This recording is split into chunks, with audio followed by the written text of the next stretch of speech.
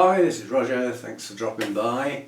Today's video is in two parts. Part one, I'll be showing you and discussing my orchid feeds that I use and additives and why, while I mix up my feed ready for part two, which is watering my Cymbidium collection. And we'll be looking for new growths, progress and all that sort of stuff. So let's get a move on.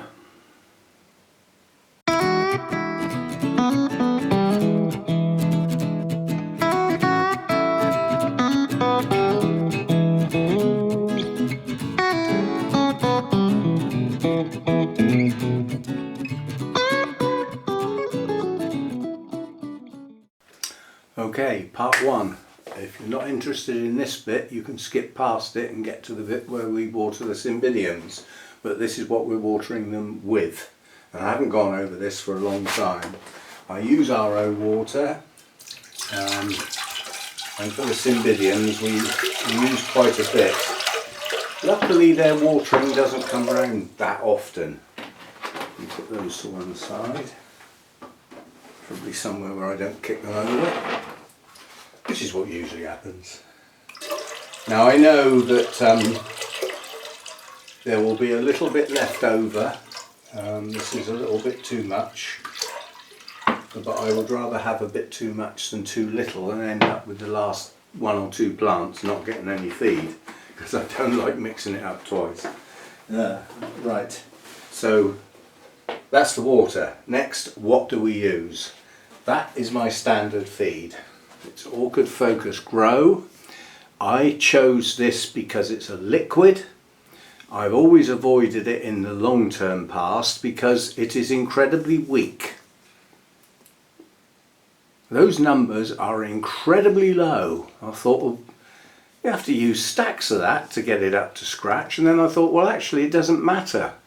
Because I use a TDS meter, I'll use as much as I need to get the reading I want. The balance is right, that's the important thing.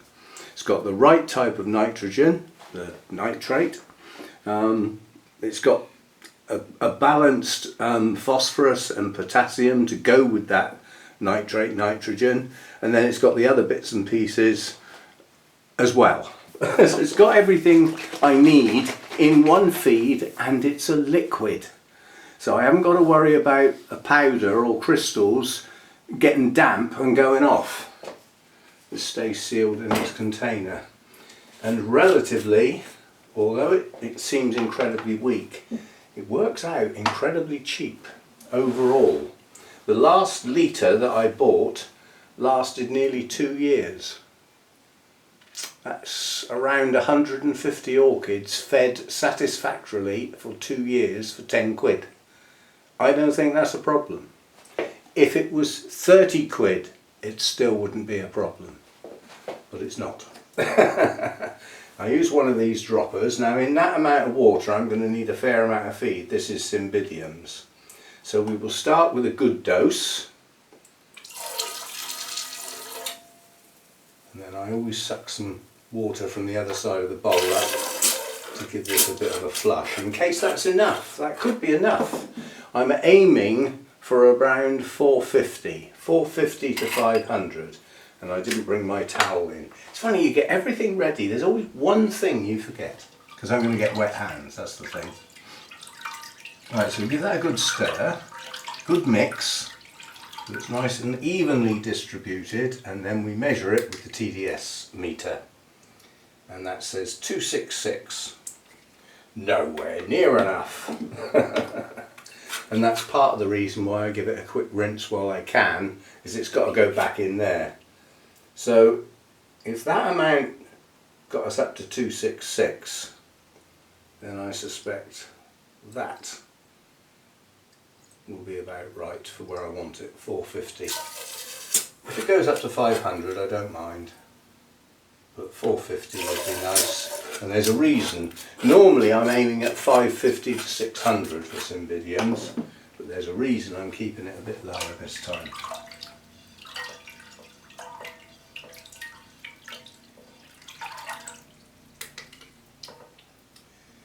Right, so that is 425, that'll do fine. I'll be here all day. So that's all of that.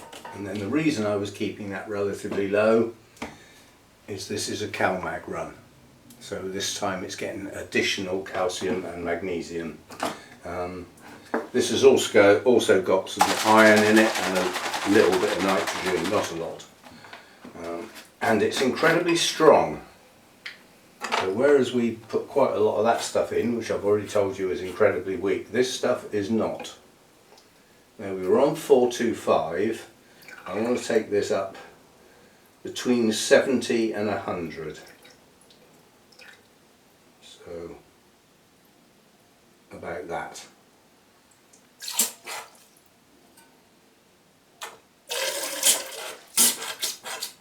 We'll see what that's done. But as I said, I usually get this wrong and I make it too strong, but it's not the end of the world. So we were on 425. I'd like this to be 550-ish.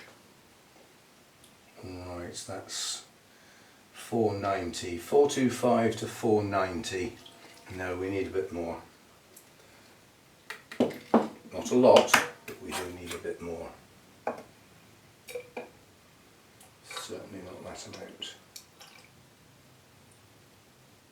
Will do.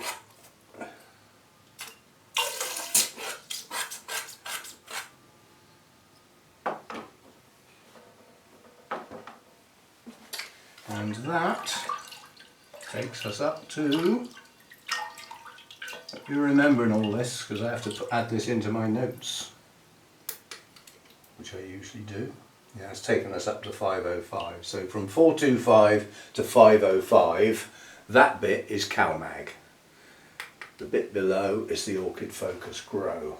So that's that done. I don't even bother rinsing the TDS meter.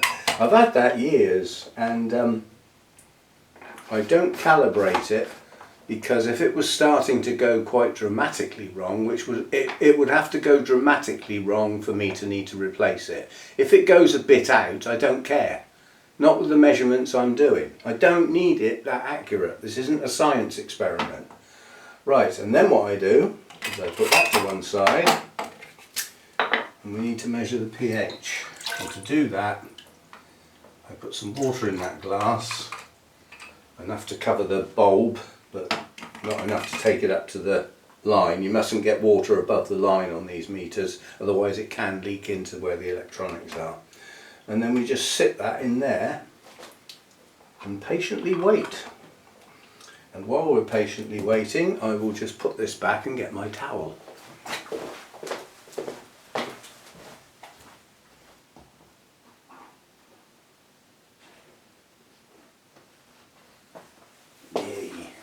Don't like working with wet hands, or dirty hands for that matter. But, you're messing about with orchids, certainly with repotting, you're going to get dirty, aren't you? Right, so the other things I use this as pH up. So if my pH is a little lower than I want, I can use some of this to take it up. This is a liquid. I've had this quite a long time. It's basically potassium silicate, and it's potassium and silicon, a mix. And it actually is useful to the plants. It's not just the standard pH up. The stuff that I'm using, well, it says here, improves strength, increases growth, prolongs blooms, boosts tolerance to fungal and insect defences. So it's actually useful stuff. You could add that into a little bit of that into your feed, and it would benefit your orchids. But I use it as a pH up because it does no harm. The only trouble is, let's say that was a pH of 5.5 and I wanted to take it up to 6. That would probably take 4 drips of that, maybe 5. It's incredibly strong. There's no pouring, there's drips. That's all it ever gets. Should I go the other way round and my pH is too high, then I use citric acid to take it down. It's basically crystallised lemon juice.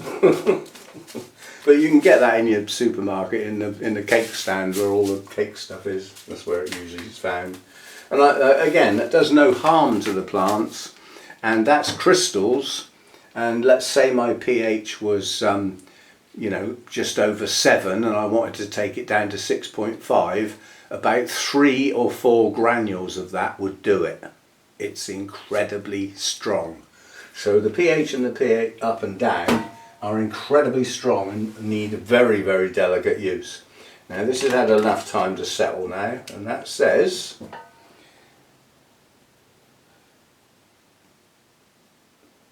it's going up, so I need to get it in here so that it's measuring the actual water that we're going to use. It's going to end up at about 6.2, I think, which I'll be happy with.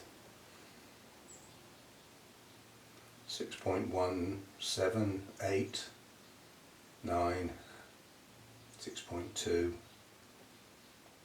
It's starting to slow down, it's settling.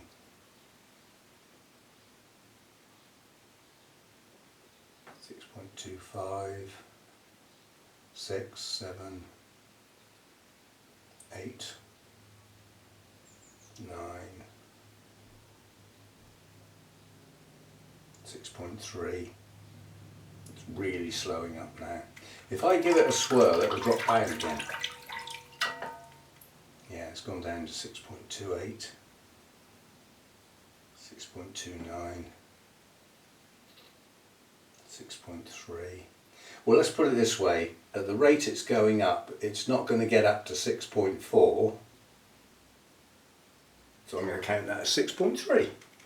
That'll do. As I said, it's not a science experiment. Right, now I will break off because this particular model, unlike a lot of the others, doesn't need to be stored in a special solution or any cobblers like that. I spent ages looking for this one, and the instructions are: rinse, dry with a clean paper towel, replace cap and store. So no messing about with, you know, fluids or storage. You just rinse, dry and put it away, basically. So I need to do that. I do it, and while I'm at it, I rinse that in water. It doesn't stop the algae, unfortunately. The only way to stop that would be keep it in the dark. So I'll break off while I clean my tools. The water's now ready, so we'll go on to part 2 when I come back. Okay, part 2 is the actual watering the Cymbidiums, checking them over. What we're looking for is growth progress. Yeah, there's one that needs potting on into a bigger pot. There's one that needs repotting and splitting at the same time. I will be checking the growth progress on those two specifically to see if I can get on with that work yet. And one of those is the first one across, which is it? No, it's not. He lied. Right, so this is the first one. And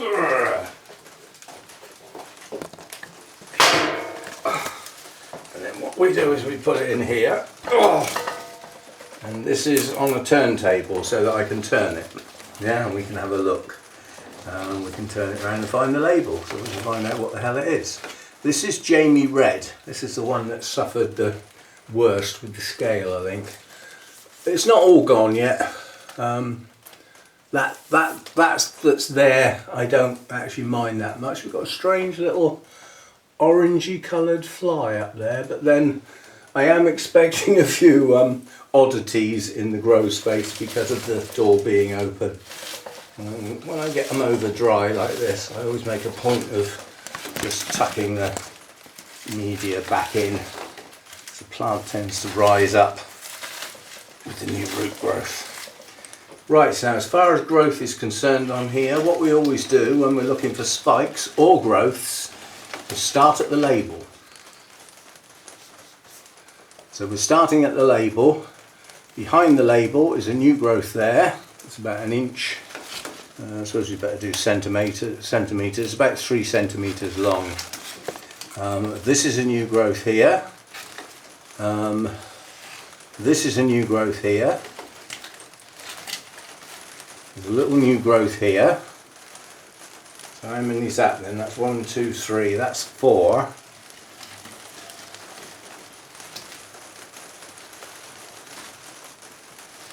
That's a new growth, 5. Yeah, it looks like 5 new growths, so potentially 5 spikes. This bloomed very well last time round. The other thing I can see is in places I can see signs of new roots starting at the base of bulbs and pushing down into the media. So there's plenty of room for those new growths in this pot, and it was repotted not that long ago, so it doesn't need doing again. Actually, there's another new growth right in the middle that I don't think we saw. And then the way I water this is I just pour the water in the middle of the pot and let it drift all over out towards the edges. I twist it round so that I can get it other places. It often runs down the leaves and goes all over my table. Sometimes it goes over me and sometimes it goes over my feet, which is me.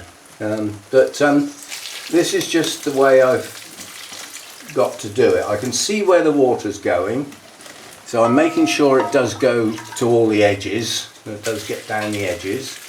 And once then, if you think about it, that's where it's highly likely most of the new roots actually are. Now this one is in a mix that actually has some potting compost in it, so it's more of a terrestrial mix. The consequences of that is that it holds a lot of water, and the second consequence is it's in heavy when I try and lift it after watering it, and especially as I've got to hold it up and let it drain. This is heavy, but we let a reasonable amount of the water drain out. And then that goes back in its drip tray. Oh, because it's a biggie, it now goes on the floor. If I don't drop it. That's so that it's out of the way and I can get to the next one. So I'm explaining this because there's going to be new people who haven't seen me water these. Now all the water that came out goes straight back in there. I can hear you shrieking in horror. But you've used that water once, now you're going to share it. I share water. I have done since I started growing. And as yet, I have seen no adverse effects. Basically, for shared water to do any damage, there has to be something quite seriously wrong in the plant you've just watered. Yeah? And I wouldn't think I had that sort of problem that water could spread. It's unlikely you're going to spread a virus with water alone, because the virus is spread through damaged tissue. So the plant you've just watered potentially with a virus would have to have some damaged tissues, some plant juices and things that you've washed into the water. You've now diluted it absolutely ridiculously, 1,000 to 1 or something like that. And then you're going to water another plant which will need some damaged tissue for the virus to get in. So it's pretty slim, pretty slim. Things like fungal infections, bacterial infections, they could be spread by sharing water, but the original plant would have to have some of that. I keep my plants reasonably healthy. I do get problems, but so far I've not had an adverse effect of sharing water. I can't afford the amount of RO water I would need to not share water. That amount of water we've just mixed up there with the feed, if I wasn't going to share, we'd need 4 times that amount with the feed. It starts getting expensive as well. This one, the next one, is Cali Night. This is my one with the cascading, almost black blooms. One of my favourites actually. Bloomed well last year. And again, starting at the label, first new growth. Where are we? That's a new growth. Second one, third one, and the fourth one. So this looks like it's got 4 new growths, so potentially 4 spikes. I think it had 4 last time as well. So it's not increasing, but it had the repot It's bloomed incredibly well prior to that, so the job now is to feed and water well, get those bulbs as big and fat and healthy as possible so that they produce the biggest, bestest spikes. It's highly unlikely on this particular hybrid that you would get 2 spikes on a single bulb, but it's not out of the question. We missed one here because there's a big one. So I think there's actually 5. Now this one I don't think has any terrestrial potting compost in with it, because when I picked it up it was incredibly light, and when I've given it an absolute soaking it'll still be quite light. So this one I think is in bark and perlite. So next time it gets repotted it can get a more terrestrial type mix. But at least it means I can lift the flipping thing. Right, so this one again doesn't need a repot. There's plenty of room for these new growths, plenty. Do you know what? I think that's a new growth as well. That's just pushed on a lot faster than the others. It doesn't look like an old bulb to me. So maybe there's more than I thought. As I said, this doesn't weigh much at all and it's just been heavily watered. So as I said, this, for some reason this didn't get the potting mix added.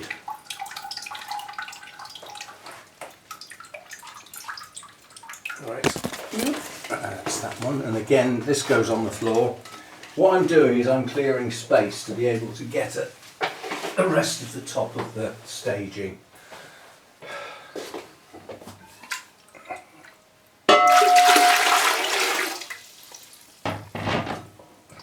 Next, now this is the one, yeah, this is the yellow hybrid that I'm hoping to pot on.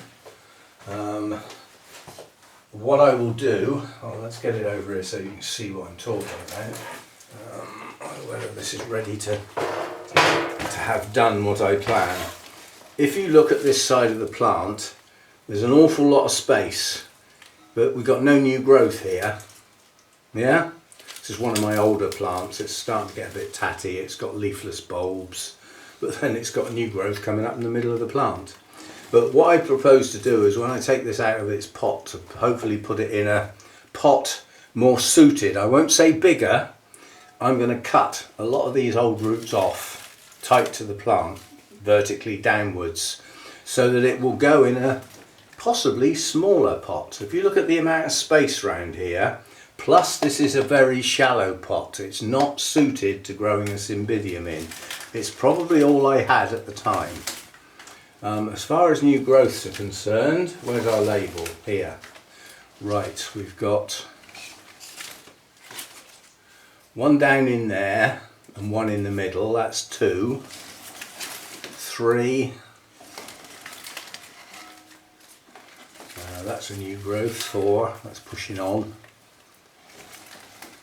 And there's another one down there, 5. So 5 or 6 new growths. So I think some of these are also new growths, but they've started earlier. This is a late summer bloomer, this one, late summer into autumn. So it also missed a year. It missed a year where it didn't flower, and I think it's going to do it again, because these new growths are nowhere big enough to reach maturity and produce a spike that produces blooms this year. So I don't think it's going to bloom again this year. So I will take advantage and get the potting sorted out. But, yeah, it's the plant I've had the longest, this one. The blooms are very attractive. Oh, there's a couple of dead leaves. But as I say, this plant is starting to get tatty. It's basically got quite a few leafless bulbs. It's got a lot of bracts and everything. It's possibly coming up to being rejuvenated, and by that you pick a healthy part of the plant with a couple of new growths on and cut it off and start that bit again as a new plant. But you know, you can choose a section of the plant that's got reasonable leaves, and so I'm just just getting rid of dead leaves as I go past. You know, it's got reasonable bulbs. Scale. Oh, if it comes off that easy, it's probably suffered from the treatment and is no longer with us. It has ceased to be. Trouble is, if you don't pull it off, then it stays there. They do stick. Right. Yes, and I also think this has also been in its pot the longest, and I don't think it's actually got that healthier root system. So this one needs looking at. It's on the list. This is the one I said, you know, needs sorting out. And the sorting out probably, now that I'm looking at it now, will be pick a couple of pieces of the plant where I've got some good new growths, some reasonable bulbs and good leaf growth, and the older parts of the plant can just be discarded. We can get 2 pieces. I mean, this piece looks like a good piece here, providing it's got the new growths, which it hasn't actually, but I'll sort something out. I have to get it out of the pot first. So that's that one. That's no ID, it's the yellow hybrid. Lovely blooms, and I've had it a very long time. I got it from Burnham's as an unnamed hybrid.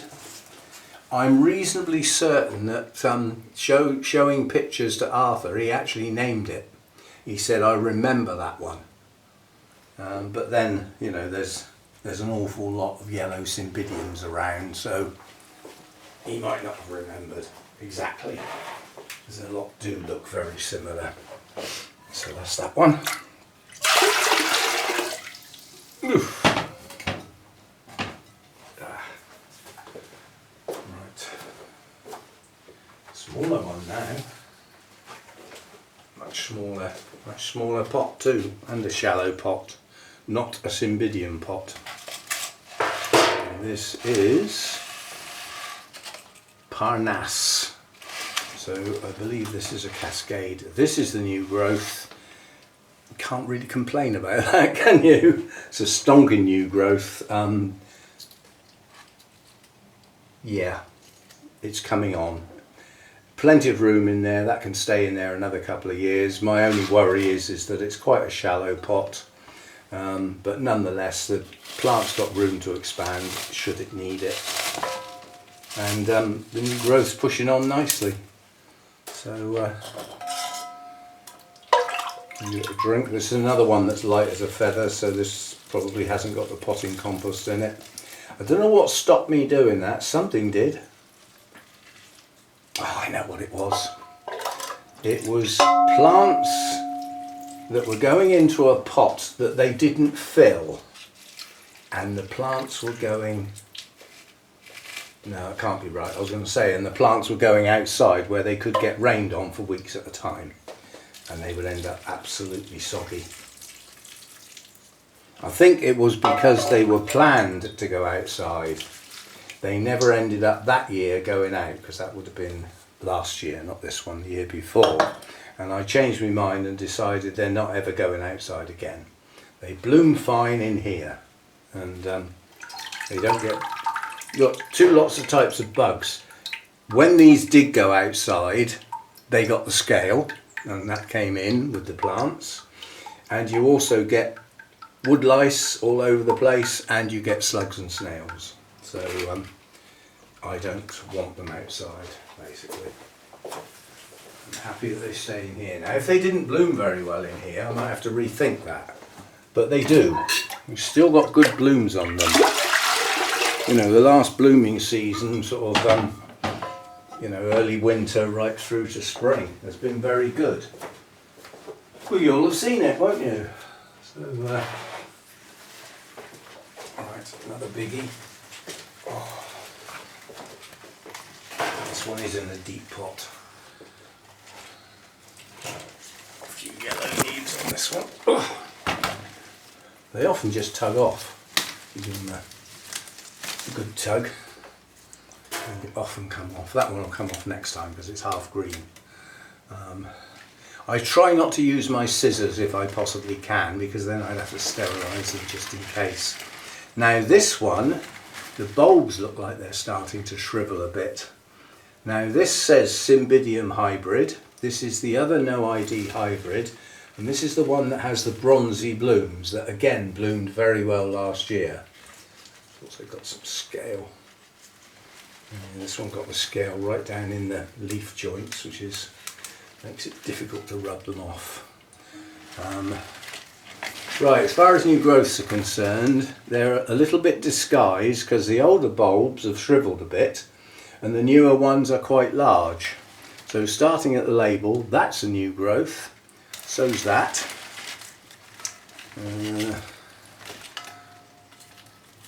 There's two there, that one pushing on and a new one in front of it. Not a spike. Another one tucked in there. This is a new growth. This is a new growth. As I said, some of them have pushed on. This is a new growth. So, and this comes into bloom quite early, and it should do that because the new growths are pushing on nicely. They're not pushing on as strong as I'd like. Yeah, that's light. I think this isn't getting enough water, or hasn't had enough water. Let's see how heavy it is after it's been watered.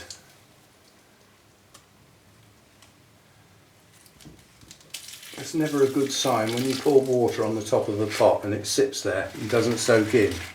That means it's incredibly dry. And I shouldn't really get that dry. Get my table soaking right here. That always happens, it dries out. It's just a piece of some sort of timber, and it's getting to the point where I might have to change a shelf. Bring one of the lower shelves up to the top because it's starting to get warped.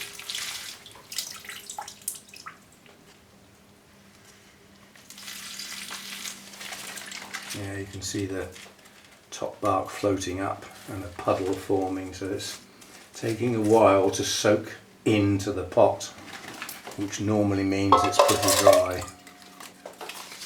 So we'll do a bit of extra work on this one. Water it quite a few times, make sure it gets really wet. Don't think there's anything wrong with the roots. Again, the plants have had to put up with a lot of heat lately. And strictly speaking, this watering day for the Cymbidiums should have been last Thursday. And today's Tuesday, so we've had to wait. And a lot of that was I wasn't prepared to do work out here. Right, how heavy is that now? Yeah, that's quite a lot heavier now, so it is holding water. And there's some draining out the bottom, so it has got down through the pot. So that'll be okay. So that was the bronzy coloured hybrid. It's always bloomed well for me, and with the number of new growths pushing on quite strong, we should get a good blooming on that again this year. Right, that's the last one on the top shelf. So we can now start putting stuff back. As I said, the whole idea of some stuff being on the floor is if I put it back on the shelf, I wouldn't have been able to get at these last few without pushing and shoving and possibly knocking something over. That's why I do it that way.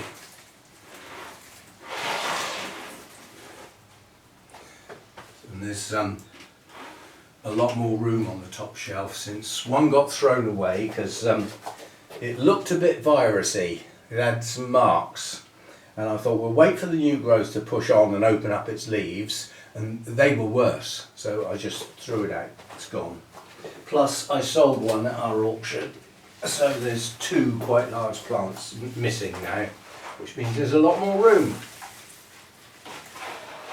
It doesn't mean I'm going to go out buying more, although I do keep my eye out for miniatures. I'd be quite happy to have a few more miniatures, but I sort of look at it a bit like this. I've got most of the colours now, you know, and you sort of think, well, I've got a white one, no, let's have another white one then. It's a bit pointless, isn't it, really? Right, so that's the top shelf done. And the fact that Hannah's virus one lives outside, there are potentially no more virus Cymbidiums to worry about, so I don't have to worry about sterilising everything. And in addition to that, I don't have to worry about leaving things till last. I can water them in any order I like. And this is the last of the biggies. But it is in fact a miniature. If you look at the size of the plant, it's just in a very big pot. And this is tiger tail. This is the one that needs splitting. And it definitely needs splitting. The trouble is, one piece is going to Hannah. She's not going to like taking a plant with scale on it. Well, she'll probably have to do the work herself and get the alcohol buds, the cotton wool buds and the alcohol, and clean her piece off.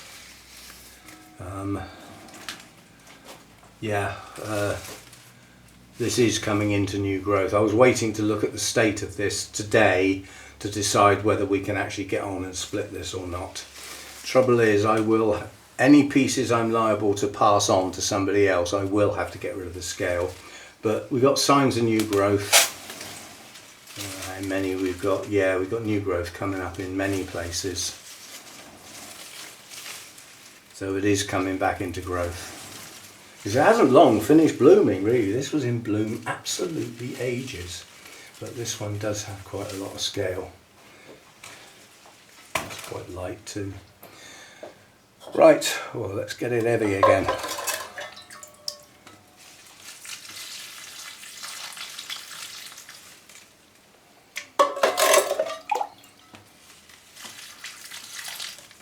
So as I pour it into the middle, I'm watching to make sure it does come over to the edges, and if it doesn't, then I pour some down the outside as well, just to make sure the edges get water, because as I say, it's highly likely that's where a lot of the new roots are, down the side of the pot. You know, if you think in your clear pots that's what happens, well, why do you think it wouldn't be happening in the dark pot? So yeah, this scale is just wiping off. As I say, luckily this was the what I call the easy-going scale, the one that is a lot easier to get rid of, as opposed to the Bois Duval scale, which is a pig, to say the least. Alright, so that's tiger tail. It's the only one with an old label for some strange reason. Never got a new label. But as I'm about to split it and put it into new pots, it can have new labels to go with those, can't it? Still haven't decided what it's going to get split into. It's probably going to be 3. There's a reason for that. If you picture a round plant and then picture from the centre, you know, you're going to make 1, 2, 3 cuts. If you think of the shape of the plant that's left, it's got a curved edge to it and two, sort of like 2 sides of a triangle sort of thing, but it's still quite a rounded plant. If you cut it in half, it looks silly, because you've got the half round bit and then a sawn off straight edge, which is never going to look right in a pot. So it's either got to go into 3 or 4, just so that the shape of what's left is going to get potted looks nice. It's aesthetics, yes, but I got to sit and look at it, and so do you. So yeah, it'll probably go into 3. I don't want to take it down to too small a plant. Obviously, you know, there'll be a bit of recovery going on, and I'd still like some blooms this year. So we shall see. There is a lot of scale on this one. Quite a bit of work to do. Still, it's a nice plant, and it bloomed incredibly well, and it was in bloom almost 6 months. Right, next one is my weak plant. This is one that's not doing well at all. It has to lean against something or it falls over.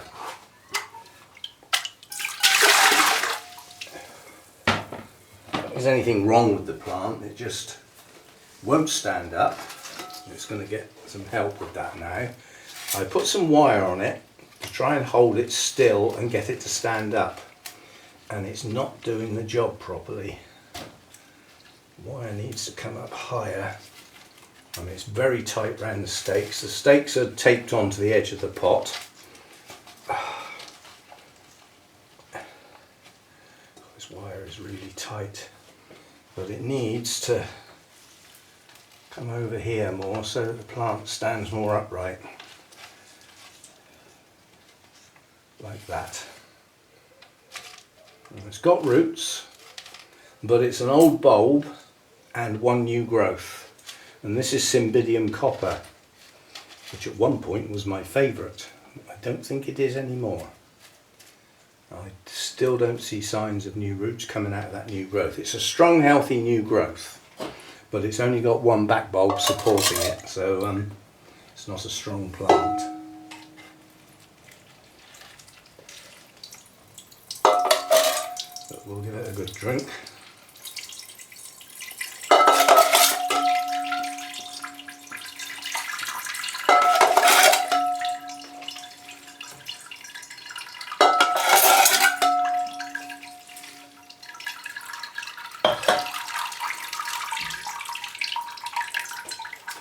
So Cymbidium copper, I thought I was going to have some serious problems with it, but it seems to be, you know, it's got a good new growth on it, and that will produce some roots at some point. I don't think it is yet. I think it's still not. But it does have some reasonable roots, you know, the overall plant, so it will pick up. If this new growth attempts to bloom, I will take the spike off. I need this to mature into a nice big fat plump bulb and get another bulb. The third one could be allowed to bloom. I mean, Jim at Mather's always recommends 4. 3 old bulbs and a new growth, and when that matures, you know, you can let it bloom. We shall see.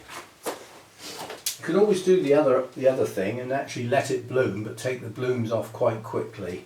Don't leave them there, you know, sort of straining the plant, which is what happens if you leave the blooms on. Some people seem to think that all of the energy that is used producing the spike and the blooms, and once the blooms open, the plant is not using up any energy at all. It does. It still needs to support those bloom spikes with the blooms on. So it is still using resources to keep the blooms on the plant. Not as much as producing them, but it still uses some. Right, last one then. This is my little show girl. Ooh.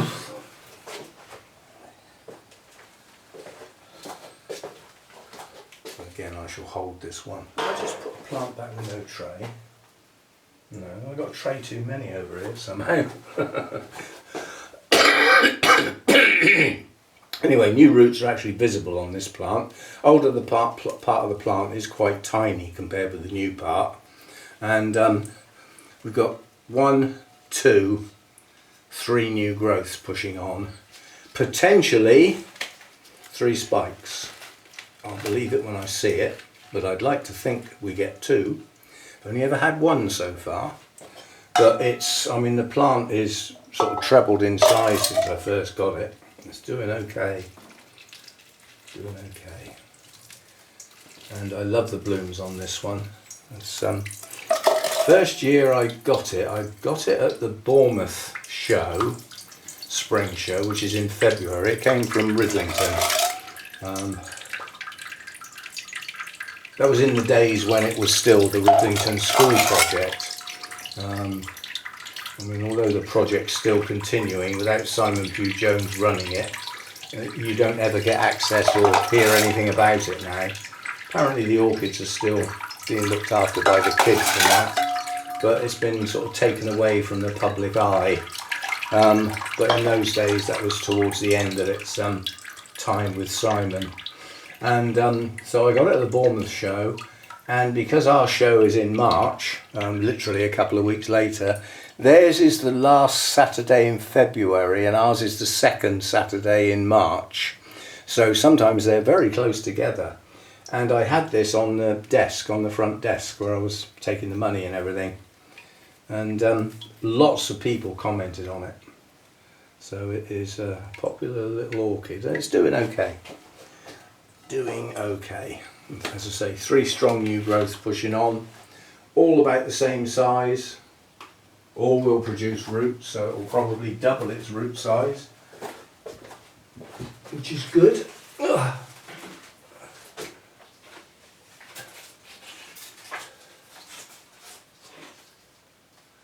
That flipping droopy one leaning against something.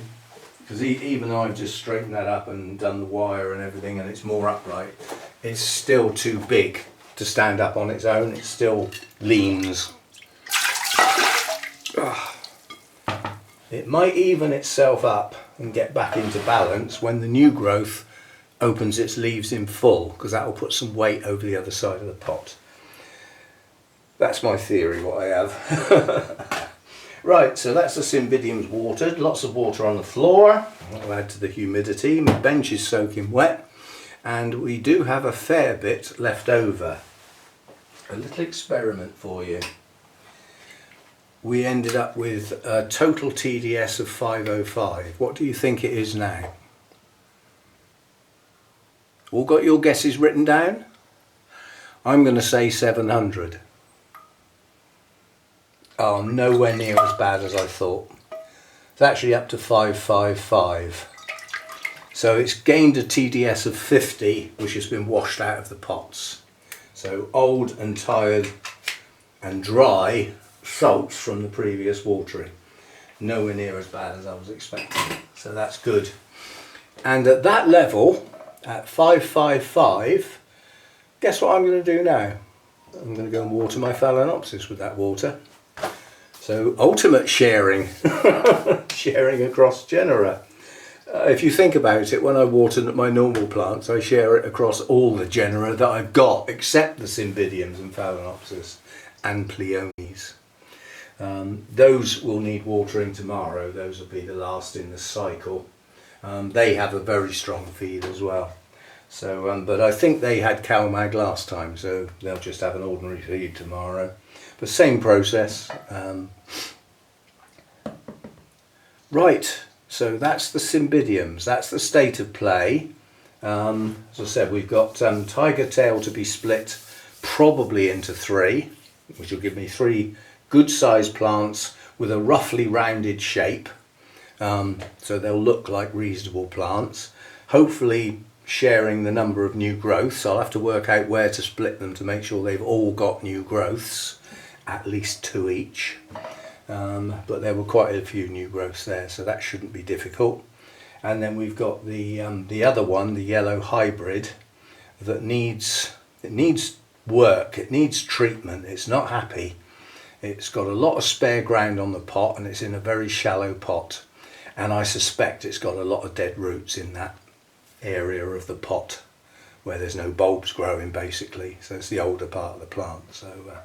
So we've got those 2 to deal with in the recent future, not too far away. They're both in a state where they can both be done now, and it's like today. Today we've had light showers on and off since I got up. The ground is slightly wet and it's cloudy, and it's not hot. So I'm quite happy to work out here in those conditions. It's supposed to be getting hot again at the weekend, but again they haven't made their mind up which bits are going to get the most heat. It's probably going to be the east again, you know, London and over. But yeah, we had a really good day at Wimbledon yesterday. 10 of the British players got knocked out. Well, are out. 2 of them retired, both injured, and the other 8 got knocked out. So I don't know, I think we've got 2 left. It's always the way, isn't it? You invent the game and spread it worldwide and then start doing really badly at it. The same with the flipping football, isn't it? Right, so I shall do my Phalaenopsis now while I've got the water on the go. And as far as this video is concerned, it's probably very long. And I will see you next time. Thanks for dropping by.